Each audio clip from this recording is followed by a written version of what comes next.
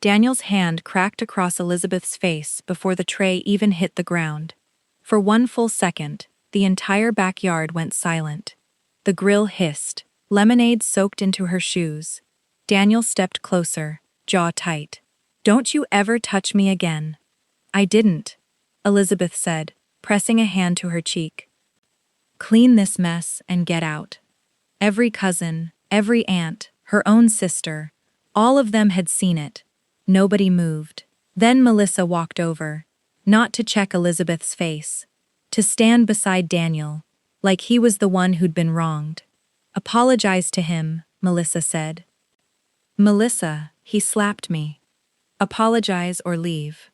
Elizabeth looked around at the barbecue she'd set up that morning. The tables, the trays, the decorations she'd paid for, because Melissa said money was tight again. Her throat tightened. Her voice didn't. "No." Daniel laughed, short and satisfied, like her refusal proved him right. Melissa pointed at the gate. "Then leave." Nobody followed her out. At her car, hands shaking, Elizabeth's phone buzzed. A notification lit the screen. Harper and Lowe estate attorneys. Urgent call requested.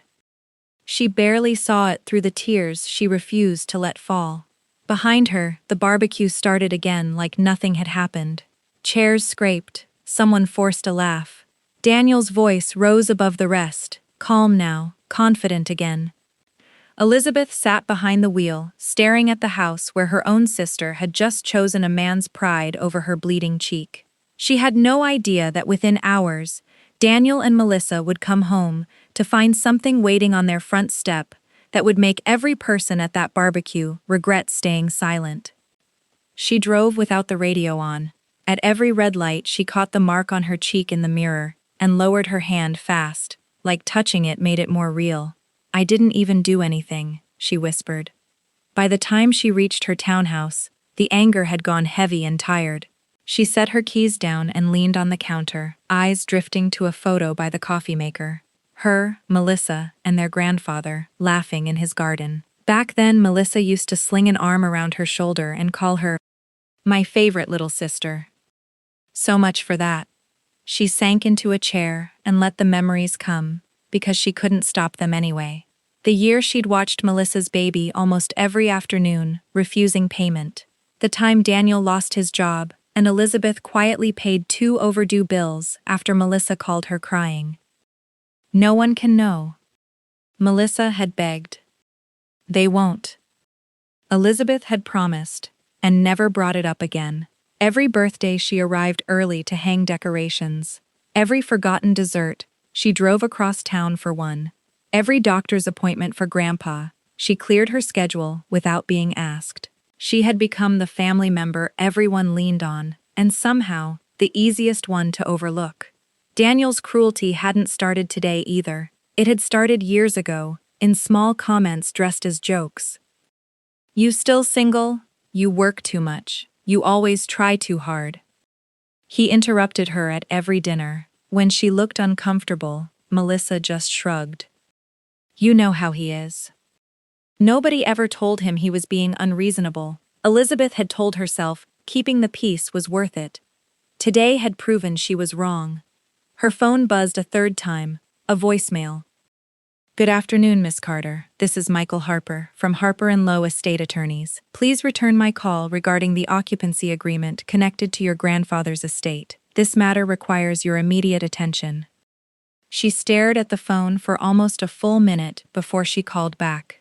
"Miss Carter, thank you for calling," Harper said. "I'm sorry it comes at such a difficult time." A pause. "Has something happened?" "Yes. I see." His voice sharpened with care. "As I explained when your grandfather's estate was finalized, the occupancy agreement protecting your sister and her husband included conditions. One of them addressed harassment, intimidation, or abusive conduct directed at you." "I remember." "If those conditions were violated, you are under no obligation to keep honoring the agreement." Silence. He didn't push. Finally, Elizabeth asked the only question that mattered. "If I decide today, can this be done legally?" "Yes." Another silence.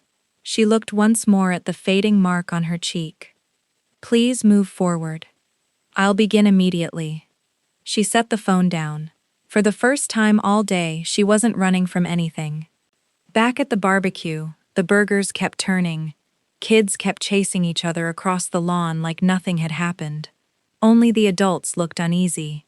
Daniel stood by the cooler, soda in hand, laughing loud enough for everyone to hear. "She's always been dramatic, barely brushed me and acted like I was the problem. Some people need to learn boundaries." Melissa nodded beside him. "Exactly, she could have just apologized." Aunt Carol folded her arms. "Daniel, I watched what happened. You slapped her." He shrugged. "And? You didn't see it from my angle," he said. "I saw enough." Melissa cut in before Carol could say more. "My husband doesn't owe anyone an explanation. Your sister walked out of here with a handprint on her face.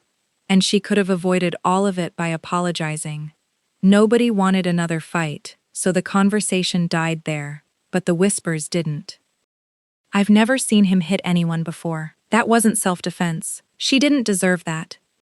Phones came out quietly. One cousin texted Elizabeth.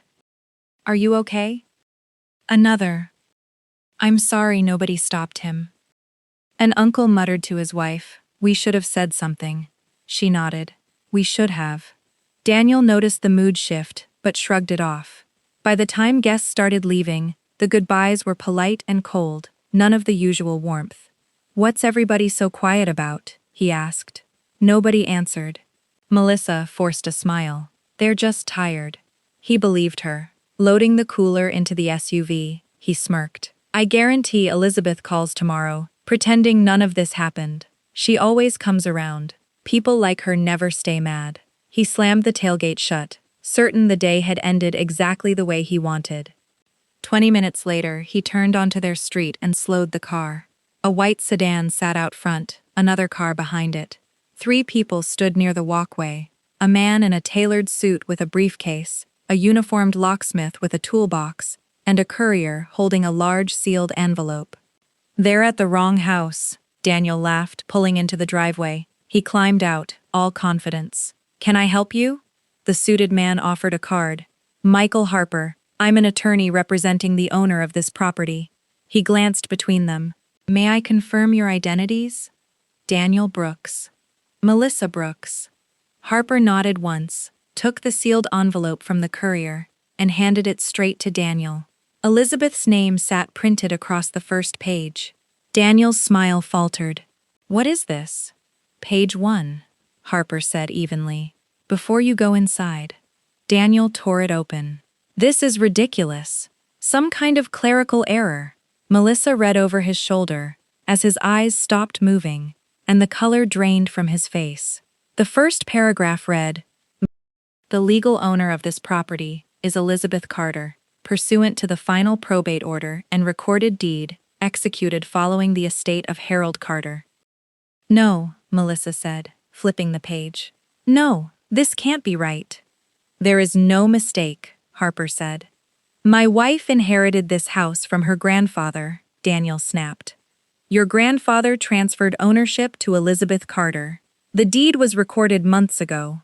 Harper opened his briefcase and laid out certified copies. The deed, the probate order, the occupancy agreement, each signed by their grandfather, in handwriting neither of them could deny. Melissa's breath went uneven, as the memories rearranged themselves in front of her.